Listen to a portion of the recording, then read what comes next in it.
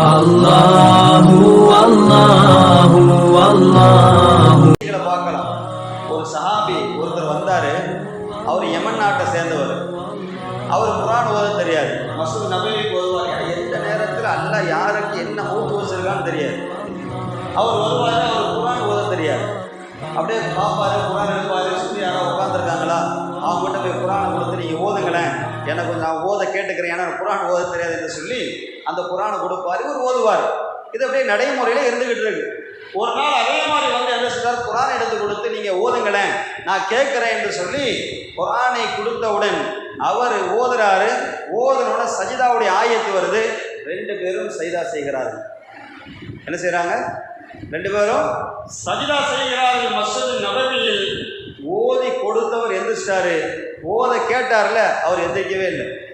தட்டி எழுப்பி பார்த்தால் அவர் வஃபாத் ஆகி விடுகிறார். ஷஹீதுடைய அந்தஸ்து பார்த்தீங்களா? அவர் நினைச்சு வாழ்க்கையில எந்த அமலுமே இல்லை, குர்ஆன் ஓத தெரியாது, எந்த இபாதத்தும் இல்லை. ஒரே ஒரு ஆயத்தில் அல்லாஹ்விற்காக சஜிதா செய்கிற போது அந்த சஜிதாவில் அல்லாஹ் அவர்களை தன் பக்கம் இழுத்து கொண்டான்.